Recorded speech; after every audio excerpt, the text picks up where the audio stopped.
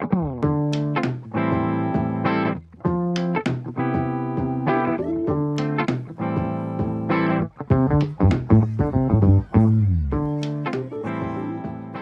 this is Sherry Sims, founder of Black Career Women's Network, and thank you for tuning in for our Career Smarts Virtual Masterclass this whole week. Every day this week, we are going to have one of our BCW Influence mentors on, and where our theme for this particular mastermind is Power Moves for Building an Empowered Career. And I love that. So this is not going to be your basic job search information. It's not going to be your basic professional development information.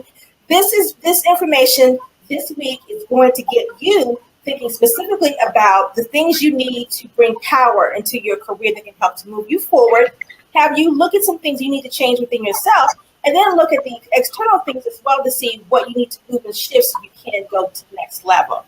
Okay, so now, before we get started, Career Smarts is something you're going to see quite a bit in 2018 with BCWN. Career Smarts is our professional development series. Now, here is our philosophy behind Career Smarts. It's clarity, and it's strategy and solutions equals Career Smarts. Because you know how people always talk about being street smart, you know what I mean? They talk about being street smart. Yeah. Well, it's all about being career smart. And career smart is making good choices, but you have to have clarity. You need to know how to be strategic, and you need to know how to provide solutions in order for you to go to the next level. So this is what we're going to be talking about specifically, not just tonight, but for the rest of the week. So grab your pens, paper, worksheets, ladies, and get ready to ask us some questions. So tonight's first guest out of our masterclass tonight is Jazz, Jazz Fords. Sorry about that. It's late. I'm hot flash. Here's the thing. Jazz is a job search strategist, but not only that, by day, she's a talent acquisition manager. By night, she is a job search strategist, right? Yeah. 2 full roles, as we always do, but she is fabulous at what she does. She has a business called Jobbing with Jazz. Yes.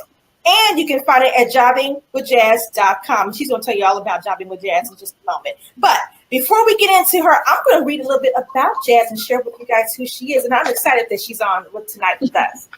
All right. So Jasmine Ford, she's an MBA and CPCC, and she currently works as a talent acquisition leadership for a large domestic organization with operations spanning worldwide. She is a member of the NRWA, and then SHRM, of course, and then PARW. Her journey into the corporate workplace started with limited guidance and no formal network. Amen to that. I started the same way. Personally dealing with disparities in resources for resume building, job search, and interviewing urged her to close the gap. She is a self-proclaimed livelihood enthusiast and cares about people prepare for making their careers. She has been featured in Monster.com, Madame Noir, Teen Vogue, along with other publications for her talent acquisition advice. In her free time, Jasmine runs 5Ks. You go, girl. Thank you. And cuddle with her husband and 2 kids. Inspired by an amazing network of women, Jasmine ensures all new clients feel welcome and walk away feeling confident in their career goals. All right, so there you have it. There's the intro to Miss Jazz herself, Miss Jazz Force. Welcome to Career Smarts Virtual Masterclass. Welcome tonight. And take it away, lady. Yeah, thank you so much. So tonight, well, basically, first, Jobbing with Jazz is on a mission to encourage the beauty of gainful employment. A lot of times we get kind of mystified or a little intimidated of the corporate workplace and what it means to grow our career in spaces where we may be marginalized. And so Jobbing with Jazz is a way to build confidence and also, like you talked about, having clarity, being strategic, and then having solutions to build out what it means to have a really great, flourishing, and beautiful career. So with, different job searches and doing strategies, I've noticed how a lot of folks just kind of throw spaghetti at the wall and expect it to stick. no strategy. They just need a job, not understanding that you have to be strategic in lining your job, because in 90 days you may hate it and you're looking for a new one. So you want to really be strategic about finding a role that fits not only your livelihood, but your personality and all the other nuances that make us all so dynamic. So that's really the focus of Jobbing with Jazz. Of course, I have other offerings, but this is my sweet spot. This is what I do. This is what I do because I sit on the other side of the desk and I'm able to see some of the deficiencies and gaps that happen. And I really would like my sisters to thrive in ways that I could help for sure. So let's go and jump right in because we've got an hour, right? So let's go ahead and jump right in and talk about the title of tonight's topic, really of tonight's episode, which is Work Your Magic, right? You know, really identify the unique things about you and making it work. So kind of explain to our viewers specifically what you mean by identifying your uniqueness and then making that work. Yeah, absolutely. So I always start with the end in mind. With the end in mind, I like to think about our targeted position, right? What do we want to land? And if we know that we want a staff accountant position, or we want to work as a data analyst, then that means that we need to align ourselves that way. And as we align ourselves, as we align our skill set to different job postings, we start to be more strategic instead of just applying to 50 jobs that just hold a job title. We start looking at, do they have a mission that supports what I believe in? Does this organization allow work-life balance? Does this position ultimately have some career trajectory, and do they believe in professional development? So understanding those things help us align to what's important to us and our skill set. So when I'm thinking about, for myself, I wanted to enter into the leadership ranks of HR, but it was important that I looked at roles that fit my skill set. My skill set is in talent acquisition. I have 12 years plus experience. Not only that, I'm great at recruitment metric analytics. I'm also great at building out ATS platforms and workflows. So after understanding what my special sauce is, I'm able to align my skill set with job descriptions that are posted, and I'm not just applying to 80 things on Indeed because they're posted. So let's go back and spend a little time on that, because specifically we're talking about uniqueness and making it work for you. Then you're talking about identifying that process in the job during the job search. Is that right? That's right. Okay. So with that being said, what should a candidate do? Should they be making a checklist? Because one of my philosophies is you need to know who you are as a professional, right? You need to define your professional identity. Yes. So that's something they should be doing up front. Again, you said some of the key things that we share a lot in BCWN, which is, does it align with your values? Is there going to be opportunity for professional development? Mm-hmm. So they should be making a list of what their wants are. Yeah. Prior to that search. Absolutely. Absolutely. And they should also, like you said, with understanding who you are as a professional, the key thing when I meet with a lot of women is being honest. Okay. Be honest with yourself. If you're really great at something, it makes it easier for you to sell it when you're in the interview. It also makes it easier for you to quantify that evidence and your accomplishments in that arena or that component that's really strong in your skill set. So it's really important to identify who you are as a professional, but be transparent and honest with yourself first as you're writing out, the things that will support your job search. Absolutely. I really like that. And I'm going to put it up on the screen for people so they can understand to be transparent. Okay, let's make sure you guys get that, because I think that's hugely important. Yes. Is to be transparent with yourself. We're not talking about be transparent with other people, okay? Right. Some people don't need to know.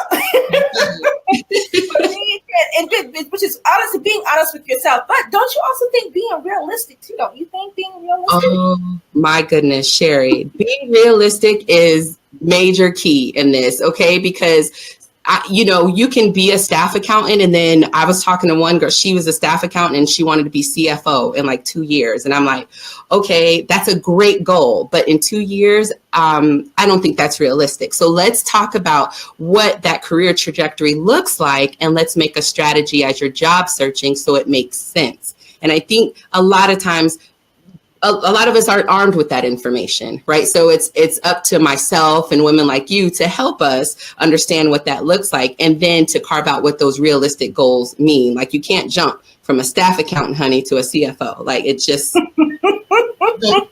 it won't work. And then you'll be frustrated in your job search while applying on Indeed to CFO positions. So right. Yeah, you're realistic about that. Okay, good.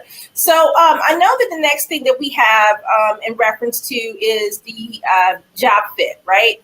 Talking about job fit, which means apply for jobs that make sense. Mm-hmm. So we just talked about uniqueness. We talked about being realistic, being, just really, being true to the self in terms of being honest. Mm-hmm. But when it comes to the job description, and I think you're probably going to have the same opinion about job descriptions that I do, which is, we all know the job description doesn't tell the whole story about what you're really going to be doing on the job, right? Right. That's right. It's a very vague description.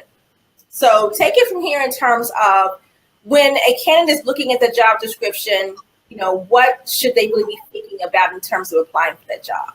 Yeah, that's a great question. And one that I do, like I said, on the other side of the desk. So I consult with hiring managers on a daily basis on fleshing out what their job description is. Like you said, everything in there is not exactly what you're going to be doing on the day-to-day basis. There's going to be more. There might be less some days. But the key thing is to take away from it is, this is their pain point.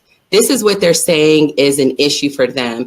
And when you start thinking about it like that, it's easy for you to identify where you plug in. And so what I tell the clients that I work with is, get the job description that is your targeted goal and highlight some of the key words, the key components, and definitely look in the preferred qualifications and the minimum qualifications. Reason being is because the minimum qualifications come from HR. This is what keeps us legal. This is what drives equity in the departments. This is what drives salary bands and all of that good stuff. The preferred qualifications come from the hiring managers, and they're saying, yeah, thanks HR, we got that. But what we really need is someone that has 12 years experience in SAP or 8 years experience here, this and that. So it's beneficial for us to look at this job description like a grocery list. Highlight a lot of the key words and the key components so you can make sure your resume aligns to it, but also that your skill set, right? Transparency, that you're being transparent and honest with yourself, that your skill set aligns with what this job is asking. Right. Now, good. Viewers, do not be afraid to ask questions. I know you guys are viewing from Facebook Live. I do see some people that are reaching out to me saying they can't get on. So just please keep trying. I'm not quite sure specifically what just keep trying to get through on that link. But do not be afraid. Go ahead and type in your questions on Facebook. We will see them come up through here. But this is the best time now. You got 45 minutes to get some questions to Jazz while she's on the masterclass tonight. And so she just gave some good tips in reference to job fit. So here's my thing. And let's go a little deeper with this job fit piece. When a candidate is in the interview process, when I was a recruiter, I was like, please let this candidate dive deep, right? This is their best time to, ask me questions, really get a little bit more deeper into something beyond the job description. I want to see if they can look past that without me having to divulge too much, right? Right. So what do you say what should a candidate be asking beyond the job description? And we're not talking about the basic commonality things that we ask or they ask in the interview process. When it comes to that job description and the role and responsibilities, what in addition should they really be asking? Yeah, that's a great question. A lot of times the questions that I say we should ask are the things that are the deal breakers for you, as a candidate, because the thing is you're interviewing the employer just like they're interviewing you. Right. And so to really dig deep into the job description, like you're talking about, a key component for me, like when I'm in an interview, is understanding some of the key projects that are coming up throughout the year. You know, thinking long term and being a visionary. A lot of my bosses say I'm visionary, so I like to think long term. You know, if I'm going to be with a company for X amount of years, I would like to know, are there any big projects coming up? And if so, what type of investment will you be putting into me? Will I have to pay that investment back? That's another important component that we should be asking. Things that deal with development and tenure are very important because it shows that you're committed, but you also want to know that they're committed to you too. So it's a two-way street for sure. So just thinking again, outside of just those general, why is this role vacant? You know, questions like that, really digging deep to understand what you're looking for as a job seeker, a savvy job seeker, and really working your magic in a way that makes sense for you long-term, helps us to flesh out what these questions would be for sure. Right. And always, and those of you who are watching, when she talks about the, asking about the position, why it's vacant, just ask specifically what happened to the person who was in the role. Just come out and say it, you know. And then if you get crickets, then that might be a little yellow flag. Yeah, a red one. Yeah. So just these are questions that you can help, because it's your responsibility to gauge the employer too, to see if it's a good fit. It's like going on the date, see if this is going to be a good match, you know, right. Same thing. And that's what we need to do. Stop thinking about just the money and start thinking about the other aspects and balance things out, right? I like that. It's a good thing, though. Let me add too. So when we go along questioning, and you said money, a lot of times we do get hung up in that, but we do need to ask questions about intangibles. You know, do you have a corporate gym that is offered to employees? What do you feel about, you know, daycare? Do we have a matching 401k program? Can I volunteer? A lot of these things are not on the website, but a lot of organizations will share with you in the interview process, like, hey, on Fridays we wear jeans, or all day, every day we have, you know, casual dress. Some people, that's a deal breaker. One guy that just started working with me left because he hated that we wore jeans every day. He's very suited and booted, and he hated it. And he didn't know. Yeah, I know. He came from a financial institution. So it was very, you know, suited and booted, very much, you know, with the suits and everything. He looked great, but he just was not feeling us in our jeans and sneakers. So well, I would have told him he had to go, because, jeans give me life at work. Me too. If I could wear pajamas at work, I would. I'm telling you. I mean, so it was just, you know, but again, had he asked that question in the interview process, he would have been better fitted for making an educated decision on, as a job seeker, on where, you know, that opportunity landed amongst others, because I know he was interviewing with other organizations as well. Right. So, you know, here's the thing, you know, guys, when your company says jeans, or some organizations say, you know, you dress for the day, right? I love the dress for the day, because that means you can wear jeans every day. You know, and just be appropriate with that. I mean, come on, and booted. Sometimes it's not, everything is not good for that. So that's we do right. Have a question here. Anissa, hi, thank you for viewing. We appreciate that. She says, I'm 26, just starting out. I'm in broadcasting, so I'm trying to apply this to my life. And she's laughing. That's okay, honey. It's going to be all right. I do always wonder what makes a great cover letter or interview, etc. This is asking me from a very entry-level standpoint. So take it away, Jazz. Yeah, absolutely. That's a great question, because I'm from the school of thought that cover letters right now are a little antiquated. Where I sit on the other side of the desk, they want to get right to your resume. They don't care about the fluff of the cover letter and all that, right? And they're like, what do you do? How, you know, oh, hey, Crystal. She said her real name. Crystal, a lot of times they want to get a resume. You know, the cover letter is nice, whatever, but in the day and age that we're in, where technology is king and you're just uploading a resume and it's going straight to whoever is reviewing it, sometimes we don't get bogged down with the cover letter. A lot of times what I tell people now, whatever you have as a cover letter, use that as your thank you email to the hiring manager instead of the cover letter, because it then will highlight why you were interested in the role, but then it gives you components of reminding them of what you're great at. So typically what I do in the cover letter, if someone is dying to have a cover letter, I give a synopsis of their skill, synopsis of why they fit the job description. Again, that technique of highlighting the key components of the job description. And in a very short bulleted, probably about 3 or 4 bullets, I carve out, the components of their skill set, their KSAs, knowledge, skills, and attributes that make sense for the hiring manager to see. So that's a really great way to flesh out a cover letter if you're really needing one, or use the cover letter as your thank you letter to the hiring manager after you interview. Yeah, because here's the thing, in my days, when I was a recruiter, and you know how this goes, when you got 75 requisitions and you got more than 100 people in one rec, you see a cover letter, but like, oh God. That's the truth. You do. It's like, okay, whatever I need to see is going to be on the resume. Next, so and even if you're applying for a job from the perspective of, when you're seeking as a recruiter looking for a new opportunity, you're thinking, really, you still asking for that? Right. That's right.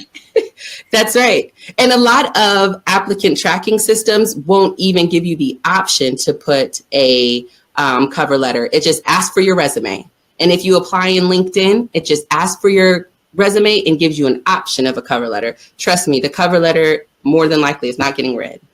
Yeah, and I absolutely love the fact that we could just ask for that and that's it. Okay, let's keep it moving. I got 8 hours and 5,000 recs. Yeah. That's right. And I have to touch base with all my hiring managers. I don't have time. Right. All right. Well, hi, Brooke. Thanks for tuning in. She's asking, she says, hello, Miss Sims and Miss Monet. As a recent marketing grad from a small town in Georgia, I am seeking employment in Southern Cal or the DMV area. How do I persuade HR managers and hiring teams for the position despite the distance and the risk? That's a good one. Yes. Now, this is what I say. The only way they'll know the distance is if you tell them. Right? Your resume does not need to put all those demographics on there. When I write resumes, I only put name, email, contact info, and if they have a website or something, but they don't need to know your address, what for. It doesn't have anything to do with your skill set, right? All they need to know is what you're great at and how you'll impact the bottom line in a positive manner, and not where you live. So unless, and even on your LinkedIn, you can put it where you don't, you can change it to their market. I've seen some folks do that. There's nothing wrong with that. Yeah, exactly. You're getting ready to relocate there. So why not just change it to greater Los Angeles area, right? That's where you're planning to go. Just go ahead and change your LinkedIn. But on your resume, don't feel like you have to give all your demographics. You try to take out as much hiring bias as possible. Now, but don't you agree, Jazz, though, from an HR standpoint that, you know what grade level that is and if they offer reload or not? So what do you suggest at what stage in the conversation do you make it clear? If they call them and say, I'm interested, they make it clear that, one, the candidate tells them I don't need reload or I need reload, or if the recruiter comes out and say, well, this level does not qualify for a reload package. Mm-hmm, mm-hmm. Yes. Yeah, no, absolutely. So for an entry-level role, more than likely, they're not going to do reload because they can find that skill set in their local market without paying the extra, right? But for roles that may be senior in nature or leadership roles, once you talk to the recruiter and the recruiter is interested and they pass you on to the hiring manager, that is when you're in front of the hiring manager and you're having those conversations and they're in love with you at that point, say, hey, by the way, when if I'm coming in to interview, I would need to, I don't know if you guys have an allowance for me to fly out. Do you have a travel package? Because I would be needing to reload. If the hiring manager wants you, trust me, they're up in my office and HR's office asking where we can pull this money from. They need you and they're going to get you. So I would say wait until you're in front of the hiring manager to make those negotiations. The recruiter's job is to be the gatekeeper, right? And to get to the quickest hire, the best hire possible. So if reload is a thing for you, definitely wait until you're in front of the hiring manager and they're super interested in your skill set and what you have to offer. Yeah, I mean, and that's good again, viewers, just remember what she said. Entry-level roles, no. But if you know what something is a senior level, more than likely there is a reload budget, Right. And they know how much that is. And you always be prepared for that negotiation process. And I remember how grueling that used to be on senior level roles. And I don't miss that. Oh my goodness. I miss that. Oh my goodness. Yes. But that's the thing. These hiring managers will fight for who they want. It's I have 3 great candidates here, Mr. Hiring Manager. Nope. I want Miss ABC out in Chicago. Find the money. Help me find the money. So yeah. They will do that. They will do that. And again, and sometimes you have to be, sometimes you're the middleman and sometimes you're the bad man because you have to push back, right? You have to push back on that and say no. Specifically if, and we're going to talk about I want us to cover some pieces about the internal hiring process too, but I want to make sure we're staying on task with the agenda. Mm-hmm. So let's go into employer selection. And what you mean by that in terms of identifying employers of choice. So I like this one. So I think, you have some, and I'm going to say this, there are some job seekers who know what they want, where they want to work, and they know how to target that. Yes. And then you have others who do not take enough time to think about that because they're chasing the money, right? So kind of go ahead and elaborate on the employer selection piece. Yeah, so the employer selection piece, again, it goes back to that clarity that you talked about, right? Understanding who you are as a person, because it's a relationship. Just like when we're dating, I know who I am as a person. I'm someone that likes to run 5Ks. So I couldn't have a husband that likes to sit around and eat hamburgers all day, right? Or something like that. Same thing for your career. If you understand that you're someone who likes to volunteer, maybe you're looking for an organization that has a strong mission in being in the community and gives you a free day to go volunteer. And that really helps fulfill not only you as a person, but then it makes you more engaged as a professional in your organization. And it allows for some, longevity, but it allows you to be just overall a happy professional, which goes a long way anyways in the workplace. So understanding, having the clarity and being sure and honest about what you want allows us to craft what the ideal organization looks like or your employer of choice looks like in your market. Right. So, and being realistic about that, right? So, and I'll just use P&G, for example, because that's one of our biggest employers here. And not everyone desires to work there, but you do have some people who want to work there. Mm-hmm. There's a certain criteria that you need to work there. Mm-hmm. There's a certain type of culture that they have. Mm-hmm. So you also need to think about, will you fit that culture? Will your personality and values being aligned with that? Yeah. So I think that's a huge, important piece of, how far you can go, because you and I both know there are times where employers will hire you based on where you worked. That's right. Because they think about the skill set that you could bring to the table, or how the culture, if it's a similar culture or whatever, or if it's just someone who they feel like, well, I want to hire someone from here because they'll fit right into what we do.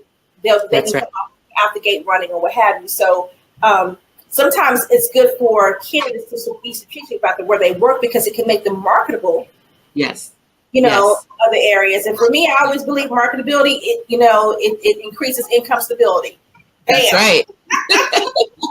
That's so true. That is so true. That's true. And a lot of times, like you're saying, different employers, they are very aware of maybe the professional development that goes into certain employees. So they like funnels of employees that come from maybe we have Coca-Cola here and Home Depot in Atlanta. And Home Depot is known for some really great financial professionals because they're self-starters, is what I'm told. They work well under pressure just because of the churn and burn environment at Home Depot. So a lot of other organizations in the Atlanta market look for those types of candidates. But as a candidate, though, I know if I'm working at Home Depot, I can basically write my offer letter to a lot of different employers in my market and look and know that the environment that I move to will actually be one that's a little bit more laid back. If I enjoy being, in a laid back environment, maybe one that has more work-life balance. So it's a give and take as a job seeker, right? So you make the strategy. Okay, I'm going to Home Depot for 2 years. I'm going to work, and I'm going to build this great skill set and I'm going to make some really great connections. But I know in about 3 years or whatever, 2-3 years, I can move on to another position that may be more laid back. And I can go to, let's say, Coca-Cola, because they recruit from Home Depot a lot. And I can enjoy the stability and maybe work-life balance that I wasn't really receiving at Home Depot. So there's a lot of strategic, moving around, of course, but like you said, just being clear on what you like, what you would like is the biggest thing for sure. Absolutely. Okay, so let's go. Any questions, you guys? You guys want to roll it for a minute? You stop. You can come in now. Jazz is ready for you. Yes. So let's go to the next question, the next section, which is your magic sauce. Bam! So your magic sauce, what makes you? Yes. Right? So we'll have you, this is a Jazz thing. So we're gonna have her break it down. Yes. It is definitely my thing. So magic sauce, right? What makes Jasmine Forts like nobody else in the market? There's so many things to me that I can bring to an employer that I'm so confident in and that I can speak to that will show that there's a value add to an organization. And so in the worksheet that I built out, there's different ways that you can flesh out, your magic sauce. One exercise that I do is sit down in quiet and calm, use a pretty pen and paper. That's just my thing. I like things that look, pretty and inspirational, and just start writing nonstop about all the things that you're dope at, all the things that you're proud of, all the accomplishments that you've had. Just start writing nonstop. At first it gets a little tough. You're like, oh my God, I can't remember, but just start writing. Start this exercise and do it for 5 minutes. And at the end of 5 minutes, you're like, oh, shoot, I can keep going. Okay. Oh, yeah, I'm good at this. I'm good. So then after you stop, writing and you come down to the end of the exercise, look at that list and highlight a lot of the things that either you have on your resume, maybe are missing from your resume, or things that you've seen on other job descriptions that you're like, oh my goodness, I'm definitely missing this component when I'm selling myself, and I'm selling myself short without talking about my magic sauce, right? So that is one of the easiest exercise that I've done and also shared with others to really flesh out what their dopeness is, their magic sauce is, and helps them to really understand it. Another exercise that I've done is understanding our accomplishments. So when you understand your accomplishments, that means you understand what you bring to the table, and perhaps you were the only one in that space that could do it. And even if you weren't, there's something that you did that was different and unique to how you do things, right? Maybe the way you communicate, maybe the way you built out the process, maybe the way you delivered or implemented the process was specifically unique to how you do things. So there's a worksheet that I have that fleshes out, the skill set. Maybe the skill set is project management.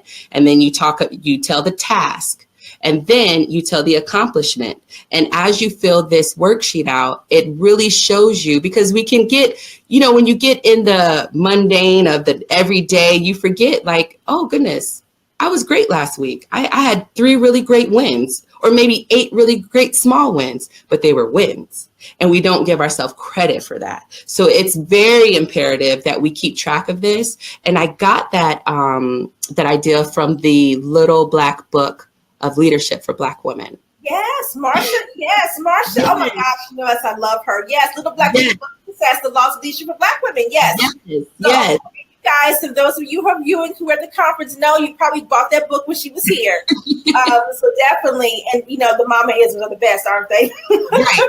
Okay. Love them. So this Yeah. is good. Understanding your accomplishments, and I so agree with you that I don't think we take enough time to log those. We talk about logging, keeping a daily, not necessarily daily, but logging those things in a career journal of what you've accomplished, right? I mean, I think it's important to understand how we need to keep track of those things. Yes. Especially if you're ready to go and prepare yourself to ask for more. Yes. Oh, yes. That's yes, absolutely. That's a great point, because I remember when I was renegotiating my salary in a current position, and I already knew I wanted to ask for more money. I think it was like in May, but I start preparing myself for the process then. So by the end of the year, I literally had 6 months of, hey, this is what I've done. This is what I, as I'm looking at market analysis, this is where I should be. Yeah. Can we meet in the middle, or, can we meet here first and then start the negotiations? But it's very key. You're absolutely right. And I think too, I had a coaching call today with the lady, first time I talked to her, and she wants to get into HR. She's been working at this one company for probably like 12 years. And she's like, I want to just be an HR admin. She wants to go from doing this lab work into, doing this. And she started talking about all these things she's doing. I'm looking at her resume. I'm looking at her LinkedIn. I'm thinking, you just got through telling me you train the new hires. You do all that admin paperwork. Right. Onboarding process. And I'm like, you're doing HR admin work now, but not realizing it. Why aren't you showcasing this? Right. And you love work, right? And so I think because her job description is one thing, she's doing some dual role work, which how that happens. We do the work, but we don't have the title. And she didn't recognize that she's doing the work, but not showcasing the work so she can move to a role like that. Right. So it's an aha moment for her to say, I've really been downplaying what I'm doing and not showcasing what could get me into what I'm wanting to get into, which is HR. That's right. That's right. And a lot of times too, we're afraid to raise our hand or say like, hey, listen, this is not me. This is me. Right. And we have to find our voice once we identify who we are. And I think that's key, especially for clients like that. Like you're saying, they're doing this dual role, but they're not raising their hand and saying, you know what, this is really what I want to do though. Right. Mm-hmm. So Brooke Thomas, hi Brooke, thank you for viewing and tuning in the viewing. She says a resume should be limited to a page, correct? So how do I determine which skills, accomplishments, volunteer work, etc. should appear on my resume? P.S. I like the Eartha Kitt picture. Thank you. I have Diana Ross up there too, my role models. Look at me. I love that movie. Sorry, go ahead. Yes.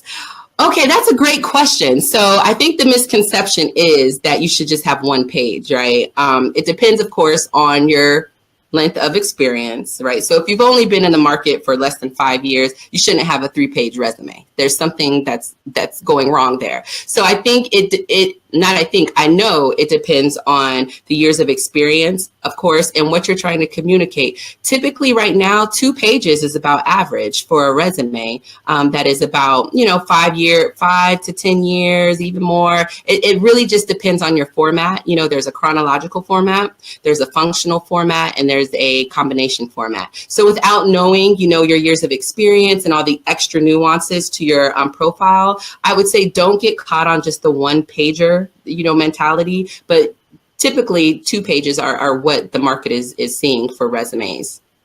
And you also have to keep in mind too, and this is kind of my philosophy of the whole thing, is that you also have to keep in mind your LinkedIn is an extension of your resume. Mm-hmm. And so the things that you're unable to showcase on your resume, you can absolutely showcase those things on your LinkedIn page, and making sure that they can refer to that for additional review or looking for additional things about what you do. So I think sometimes people don't do that, don't think about it enough, to that they can show other things on their LinkedIn, can showcase more things than what the resume can show. Absolutely. Absolutely. I just got done doing a LinkedIn webinar before signing on. There was some technical difficulties, but I was talking about some of those extra components that advocate for, your career moves, but also complement a lot of the things that you haven't put on your resume. So again, on your resume, you can put your LinkedIn URL at the top. You don't have to put your address and all that stuff. You could just put the LinkedIn URL at the top, include your email and contact number, and leave it at that. Very simple. Yeah, and I think people should take more advantage of that because it does give an opportunity to showcase a lot more than what the resume can. And it's just a quick thing for a recruiter to just go onto LinkedIn and take a look at it, right? So I try to help change the mindset of people when it comes to thinking about that because they don't take enough time to do. Now, one of my pet peeves, I don't know if it's yours, Jazz, so please tell me. Yeah.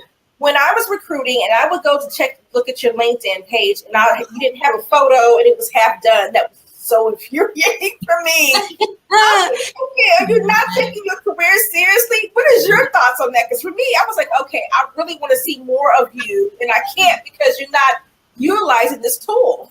Agreed. I literally, like I said, just talked about it.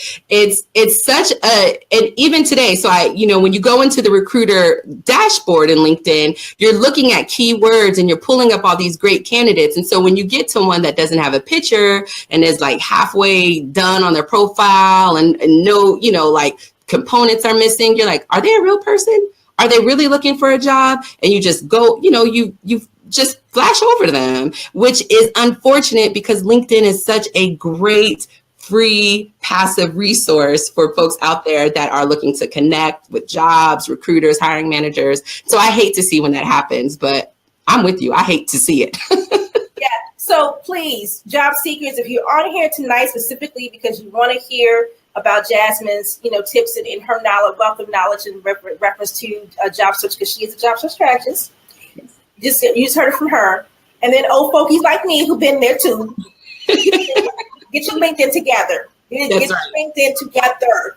Yes. Get it together. If you need help, look, BCWN is here. Jobbing with Jazz is here. You got resources to get it done. That's right. Very true. All right. Mark says, thank you. I have LinkedIn URL instead of my address, but some people weren't fond of it, but I'm glad you clarified that. Wow. You know what, Brooke? I'm going to say this to you. You keep it on there, right? Because, and it goes back to what Jazz was talking about the employer selection. Isn't that perfect, what you're talking about? Absolutely. Absolutely. Absolutely, Brooke. Because if you have employers who are kind of like put off because you have it on there, is that where you really want to work? That's right. That's right. Hello. Yes, the process is a two-way street, right? We never want to be so thirsty for an opportunity that we overlook some things that we would ultimately hate. So if they're not supporting you being your best you and your best marketable you and the best professional you, then maybe it's just something you want to just pass on by and let somebody else take that opportunity. But yeah, absolutely. Hi, Taryn. Thank you for viewing. So Taryn says, I need to do better with LinkedIn, especially in my field. I need more discussion around this, Sherry. Okay. We can have more discussion, okay? Absolutely. So no, I mean, Jazz, and I'm glad to know that because I do have this conversation with people still in the industry and stuff. I get a little bit of backlash about that. But for me, knowing how great or powerful a tool of LinkedIn is, of thinking, I'm like, I look at this candidate and say, really? Seriously? I mean, you just like, there's nothing. And if I have a client, that's the first thing I'm doing is going to look at their LinkedIn. I'm like, oh, you don't have a picture. I mean, right. Together. This is my number one priority here. Right. Absolutely. Together. Absolutely. It shows LinkedIn. What LinkedIn does is in real time, it shows us as professionals. We are who we are. And there's people that can validate our experience and our expertise via recommendations, via our job experience, whether it was on the skill set, when you're able to validate someone's skill set and endorse them and makes you a real person. It says to the market, yes, Jasmine Forts, or yes, candidate A is who they say they are, and they are great at this. So that's really what LinkedIn is. So you miss the opportunity to be a real person competing in this employment market if you don't take advantage of it, for sure. Yeah, it does. It brings life to me. It brings life into your resume. Like, again, it helps them to identify with you as a real person, and looking at you overall. And like, again, it's an extension to be able to showcase more things. When you can't put three pages of a resume together, right? But you can go in and all that 3 pages can go onto a LinkedIn, and it's okay, right? That's right. That's robust right. is, as long as it's accurate and true, that's going to be fine. That's right. So Jackie has a good question. Yeah. Jackie's question is there not a possibility of being discriminated against for a potential position if a recruiter sees your photo before they meet you? Yeah, there's a possibility. Absolutely. I'd be lying if I said there wasn't. Okay. You know, in Trump's America, you have people that think like him, right? But what I will say is, if they're discriminating against you, you don't want to be there anyways. I promise you, you don't want to be there anyways. There are ways, though, on your LinkedIn, if we're talking about LinkedIn right now, because that's the only way they can see your picture, right? If they have your resume, more than likely the resume is going to go to LinkedIn and try to see you. If your LinkedIn profile isn't public, you can have it where you don't see your picture, right? You can see your skill set, but not your picture unless they're connected to you on in your network. Okay, that's one way. And if you're concerned about them seeing you before you come into interview, that's one way you can attack it. But a lot of times for recruiters, they're trying to get that job filled with the best candidate. They don't care if you're purple, yellow, green, most times, okay? And if they're a recruiter that's going to discriminate against you, the chances are that culture is not fit for you anyway, sister. So run for the hills. Run for the hills. You heard it from Jobbing with Jazz, girl. Run for the hills. Yes. So we have a question from Tiara Householder. Thank you for tuning in, Tiara. And she says, do you have suggestions for a resume with a variety of experience at the same employer? I've been with my employer 12 years, the last 5 years being in a career path I want to pursue elsewhere. So I don't want to downplay the earlier indirect transferable skills, but the flow of the chronological resume is just off. Mm-hmm. Yeah, absolutely. The combination resume format is perfect. So what that's going to do is it's going to combine the functional and the chronological resume together. So your profile, your candidate profile looks more robust and it shows what you're great at. So if, you know, you were in HR and then you were in payroll, and let's say you went into finance, you're able to basically flesh out your skill set components at the top of the resume. So you type, you know, you'll put in I don't know, the first couple of KSAs, the knowledge, skills, and attributes that you want to list at the top, right? Flesh those out. I would say a lot of times when I'm doing resumes, I do about, it just depends. So I can't really give you an average. It depends on the person. But I would flesh out my key components, the key skill sets that I'm interested in that align with the new career path that I'd like to go into. And then underneath, you put the organization in a bulleted form. So it's a smaller part of the resume at the bottom that shows where you were living, right, in your career, the 12 years at ABC company in these different job titles. But at the top, the main real estate of your resume shows the skill set, the components of your talent that matter and that could help move your trajectory to where you're wanting to go. I hope that makes sense. No, that was good, Jazz. Okay. That was good. So I hope that was helpful. Let us know. Just go ahead and comment if it was helpful to you. Mm-hmm. Okay, now this here is from I don't want to pronounce Miss Davis. Yes. Oh, let me make sure we got that right. He says, how can you get people that are connected with you on LinkedIn to endorse your skills? Should you ask or just wait and see if they'll do it? Girl, ask. I do all the time. Right? Let's go for that. I'm a firm believer in advocating for myself first, because I think a lot of times we do wait for people to do right by us, right? But you are your best marketer.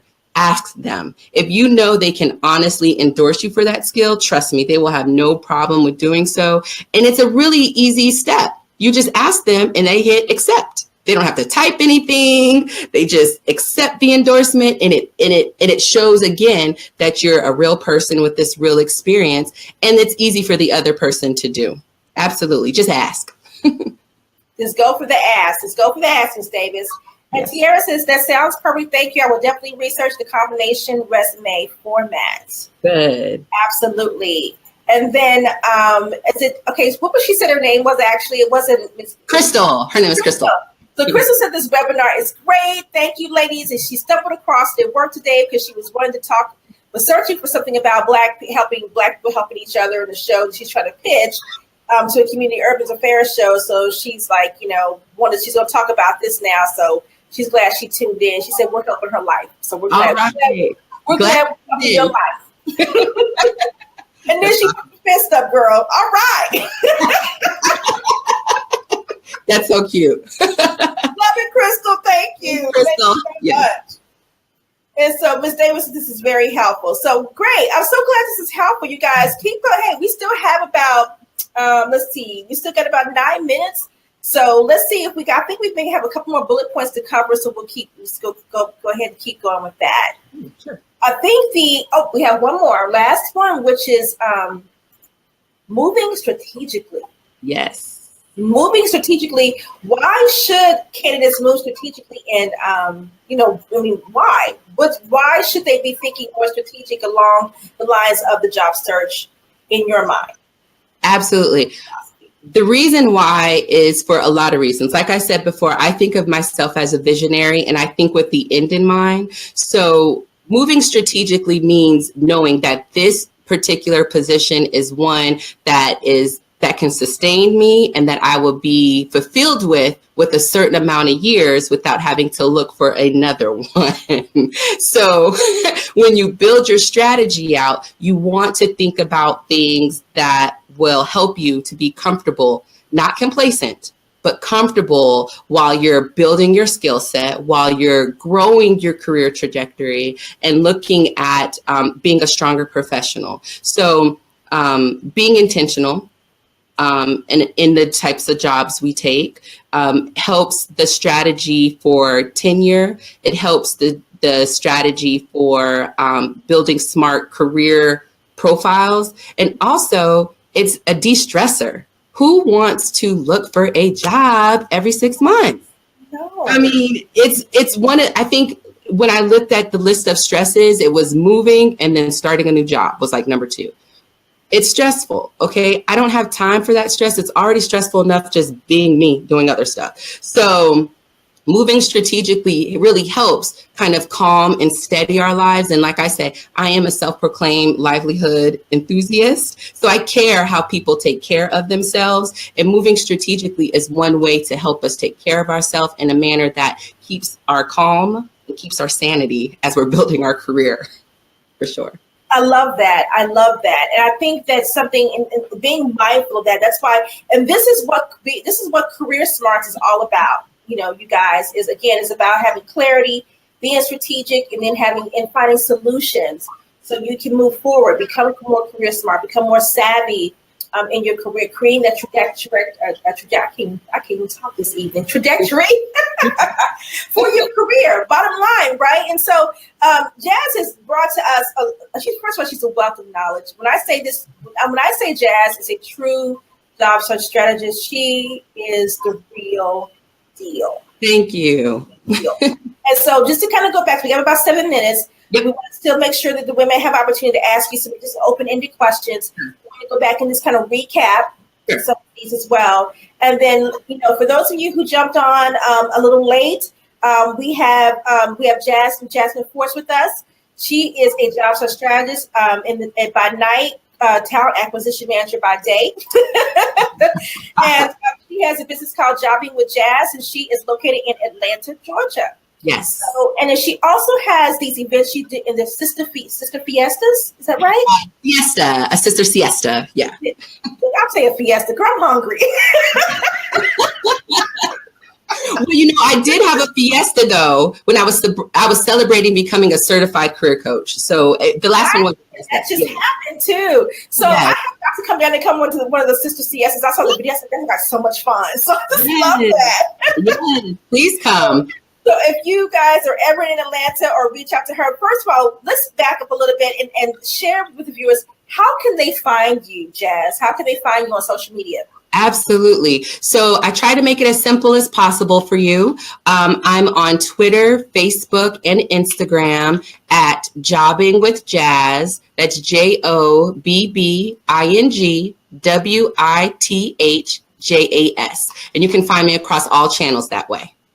There is her handle, Jobbing with Jazz. Yes, and you can that's her. Yes. So connect with her on Facebook and link. Now tell me what you're on: Facebook, LinkedIn, Instagram, and Twitter. I'm on everything, basically. Yep. He's on everything. So make sure that you take some time to follow her, and then share some comments with her. Give us some feedback about tonight's masterclass with her. We do have a worksheet that we're going to send out via email afterwards. That way it's going to be a recap of what we talked about tonight. Do you have a couple of main things you want to leave them with, some nuggets of wisdom from you that you want to leave them with? Absolutely. The main thing, or there's two main things that I'd like to leave with you ladies. The first one is to always be transparent and honest with yourself with what you want to do and what your magic is. Understanding your uniqueness in the employment market will help you understand what you want to do and what you don't want to do. And that will help you create a strategic career pathing and land jobs that you really enjoy, and will take the stress out of looking for a job when somebody gets on your nerves, okay, and on Wednesday at 2:30. That's the first thing. And the second thing is one that I live by from the wonderful Maya Angelou, and it is, nothing will work unless you do. Okay. So stay true to yourself, but be accountable for your goals. Okay. Figure out what you'd like to do, but make a process. And like Sherry said at the beginning of this, find clarity, be strategic, and work through those solutions. But you have to work through it. Yes. And like Oyana said, you have to do the work. Yes. Right? Yes. You have to do the work. Yes. So this has been awesome. This has been great. So for you guys who are listening, you know how to find Jasmine. You find her, Jobbing with Jazz, on all social media handles. Follow her so you can start getting in tune with her job search tips, and being connected with her. And then you guys know where to find me, which is at BCW Network CEO, pretty much on all handles. There is mine. And then here's the thing. Career Smarts is our professional development suite, what I call it. It's our cohort, right? So there's going to be so many great things that we're going to be doing with our Career Smarts professional development series this year. This right here is just the beginning.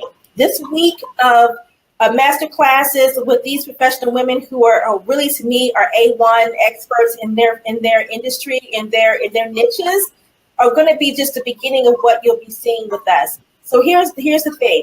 These master classes are exclusive in our Facebook group, but we're going to be moving over to our Career Smarts group when we start this process. So if you are part of the Career Smarts cohort, then you'll be able to have access to these. We're going to be doing them this week in our main forum group, but we'll be moving over to the Career Smarts Mastermind from there. So I'm going to go ahead and give you guys an opportunity to become a member for a very discounted price. So for anyone who is watching tonight, you will have an opportunity to become a BCWN member and to take advantage of the launch of our Career Smarts professional development series, which is going to include masterminds and master classes like these with women like Jazz, our career success strategy calls, our SMART guides, which is things like this here, which is our Getting Clear on Career Goals, our SMART guides that will go along with our courses and our workshops. And of course, a lot more benefits as well. So you'll have an opportunity to be able to become a member using this particular code right here. When you go to our site at bcwnetwork.com and put in Career Smarts. And let's see. and use that discount code, and it will give you 50% off of your membership to join. Okay, that's going to be for this week only. During our mastermind, you'll be able to use Career Smarts MC as your discount code to become a member. And then take advantage of all the Career Smart benefits in our cohort that we're putting together. This is the best time to get in, because a lot of you, if you didn't have access to our Facebook group tonight, guess what? You didn't get to see this live. You didn't get to see this live with Miss Jazz herself. And the replay was only going to be up for 24 hours, and after that, it's only going to be accessible to our Career Smart members. Sorry. So it's good to get in now, but again, that code, I'm going to go ahead and put it back up one more time. It is Career Smarts. For those of you who need that, and it's going to give you 50% off. There we go. Can't type fast enough. 50% off your membership for the whole year. Take advantage of that, because it's probably the only time we'll do it this year. I just want to share that with you guys. So I also want to share, you can go to bcwnetwork.com and then click on membership, and then go right to that and just put that coupon code in and take advantage of that. It really pretty much cuts it in half. That's probably less than Starbucks once a day. Once you break it in half, just go to bcwnetwork.com. All right, one last thing. I want to share with you who our special guests are going to be for tomorrow's Career Smarts Masterclass, okay? These three ladies are dynamic. Now, I have done a career conversation Google Hangout with them a couple of years ago, and we talked about being your best authentic self or evoking, your life. So it's Ronnie Ellington, Radaya Rose, and Tawana Bagwat. They are the three dynamic ladies of Evoke Life, and they are located in the DMV area. They have a motto called "Being is the Doing." Being is the new doing, which is awesome. All right. Yes. I know it's all right, isn't it, Jazz? And so They are going to be on here tomorrow, and they're going to be talking about being is the new doing, and really learning how to use your authentic self to and to lead you into success. And what does that look like? So they have this whole new program that's fantastic with what they do. And so I'm so excited that they're going to be on here with us tomorrow to also give us life like Jazz did tonight, okay? And did she give us some life, you guys? She gave us some life. I'm telling you right now. Brooke says, thank you. I really appreciate it. Black Girl Magic and Empowerment. All right. I love it. And then Monique says, thank you. This was great. And then Kimberly said, this information was great. Thank you, ladies. Absolutely. And so we're thank you guys for watching. Yes, so any last words for them at all, Jazz, before we go? Nope. I left my last tidbits. I'm good. I'm just so grateful that you had me on, and this was wonderful. And if you guys ever need me, you can hit me up on any social media at Jobbing with Jazz. It was my pleasure. Oh my goodness. This was wonderful, Sherry. Thank you. So now, just so you guys know, Jazz isn't officially a BCW influencer. Okay? Bam. So you'll be able to, after a while, see her profile will be up in our mentor section. So you'll be able to reach out from her from that perspective. Tiara says, awesome. I'll be tuned in all week. All right, girl. We love that. We love that. So you'll be able to get a hold of her soon. And then look, my goal, because look, people who know me in Cincy know how I am, right? We're going to bring her down. We're going to bring Jazz to Cincinnati. I'm coming. We're coming. And then I told her, I said, we're coming, and I'm coming to her because I'm coming to those siestas. Yes, definitely. I love it. You guys, thank you so much for tuning in. And I want to leave you with this, which is the life God gave you is larger than the life you've been living, which means that God gives us all special gifts. And it's our job and our responsibility to discover what those gifts are and to use those gifts to work in our purpose. Okay? And it's so important that we try to figure out what that is. And that is what we are here for with BCW, is to help you define your gift, use your gifts, your talents, and your purpose, and whatever that may be. So God bless you guys. And we will see you guys tomorrow at 8 p.m. And then please give a shout out to us on Facebook and let us know what you think about tonight's segment. And then share that with others as well. Because tomorrow night, you do not want to miss these three ladies. They are fire, and they're going to have you laughing. Love it. You should tune in too, Jazz. You should tune in. I will. I'm there all week, so I'm there. Fantastic. Well, we're going to go ahead and go. It's 9:04. We want to keep our time short, but good night, you guys, and we will see you guys tomorrow night. Good night. Night.